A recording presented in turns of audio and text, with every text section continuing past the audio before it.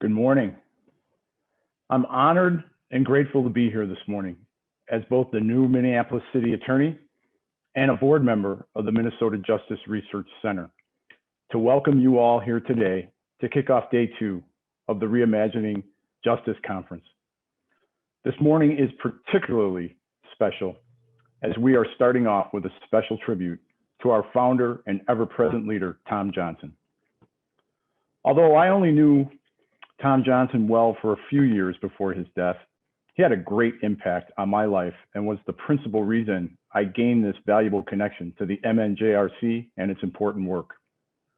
I can remember just a few short years ago getting a phone call from Tom out of the blue, and he said, "Jim, this is Tom Johnson, and I'd love to talk to you about becoming a board member of this great criminal justice organization that we've recently started." You see, I had met Tom briefly a few times years earlier when I was working at Target Corporation and collaborating on ban the box initiatives in the private sector with folks like Justin Terrell, our new executive director here at MNJRC, and others like Mark Hasse at the old Council on Crime and Justice. Tom was a trailblazer and a legend in the area of criminal justice reform back then. And here he was asking me to help him with his latest effort in the form of the MNJRC. He told me about some of the other great folks working with him on the board, such as Mayor Sharon Sales Belton and U.S. Attorney Tom Heffelfinger. And I just stopped him and I said, "Tom, what could I possibly lend to this effort? I'm not a heavy hitter like you and these other folks." And Tom replied with a quick grin and then a reassuring voice, "Jim, you undersell yourself. You have great input for this group. You just don't realize it yet." Well, who could say no to a great person like Tom when he calls on you to help? I couldn't. And over the next 2 to 3 years, I was lucky enough to learn from Tom and others about just how important the work of MNJRC and other like-minded organizations was to the goal of ending racial inequity in our criminal justice system. The inequity that we see there leads to further racial inequalities throughout our society in the areas of education, housing, and employment. It demanded action, direct action. And I'm forever grateful that Tom gave me the opportunity to learn more acutely about the contributors in our society to this problem and how to think through strategies to address it. One of the last conversations I had with Tom this past summer before he passed away was about the possibility of me becoming the next Minneapolis City Attorney. This was just a few days after the killing of George Floyd and the resulting unrest.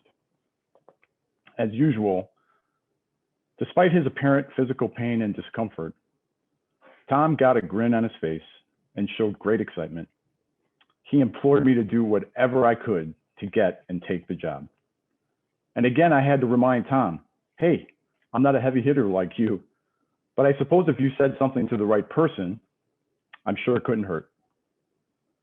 A week or so later, Tom passed away. Now, I don't know whether Tom made some phone calls or just said something to the great maker above, but within a few short weeks, I got the call that the job was mine. Thank God that I had the opportunity to learn from Tom and all his great work in the criminal justice area before getting this great opportunity at such a precarious and pivotal time in this city.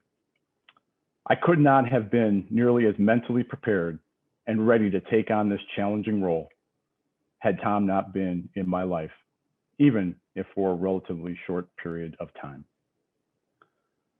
The Minnesota Justice Research Center, I implore you, it needs your support now more than ever.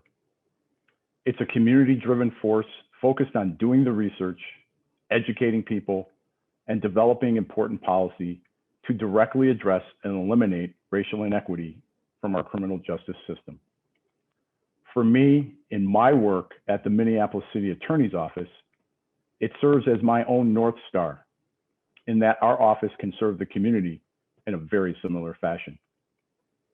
Tom Johnson's also my North Star in this work, and I am forever grateful for him and his impact on our city.